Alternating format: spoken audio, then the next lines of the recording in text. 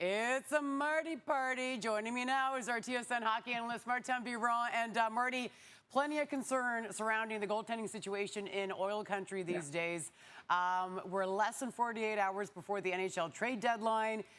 We talked to Pierre LeBrun earlier in the show, and he doesn't think that the Oilers are going to do anything. I guess the question is, do you think that they should? They've got Calvin Pickard, obviously.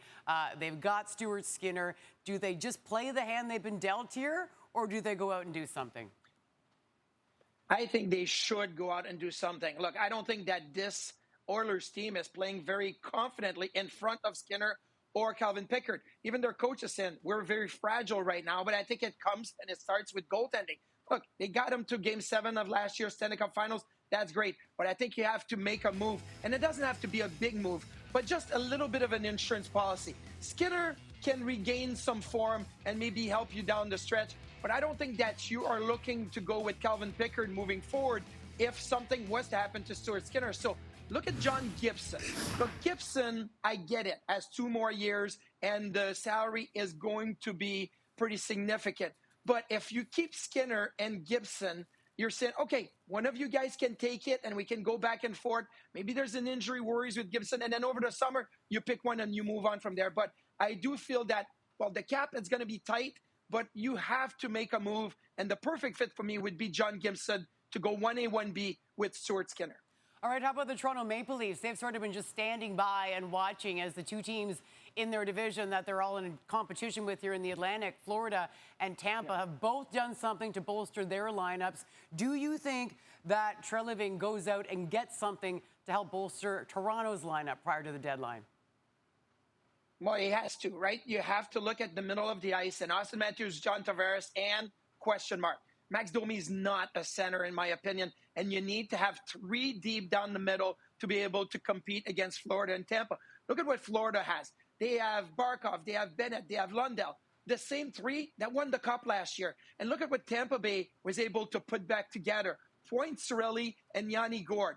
That is the same trio that won the 2 Cups for the Tampa Bay Lightning. So you're looking at Toronto, you're like, okay, what have you done here? You need to bolster the middle of the ice. You need to go head-to-head with Tampa and Florida, and that should be priority number 1 for Brett Treliving and the Toronto Maple Leafs. And you look historically, Vegas at Eichel, Chandler Stevenson, William Karlsson, Colorado at McKinnon, Kadri, JT Compher, even going back to Pittsburgh. They had Crosby, Malkin, and we all remember Nick Bonino with Kessel on his line and Carl Hagelin. You need all of that depth down the middle. And right now, if you want to compete with Tampa and Florida, you need to add at the center position on the 3rd line.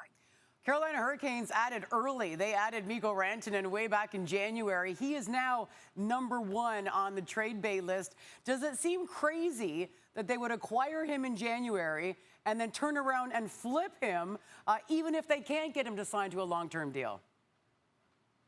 It seems absolutely crazy. Why? Because they did it last year, right? With Jay Gensel. They traded for him.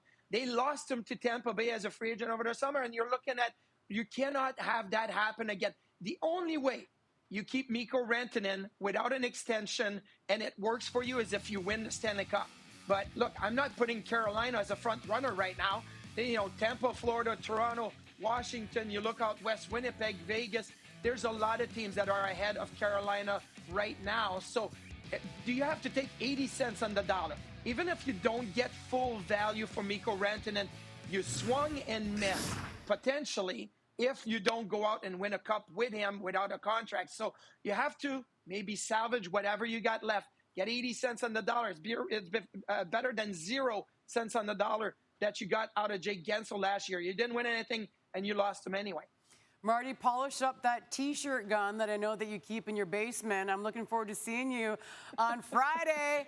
Marty Biron will be there for Trade Center. We've got a cast of thousands joining us Friday as Trade Center presented by Harvey's. Still plenty of movement expected before Friday's 3 p.m. trade deadline. TSN has you covered.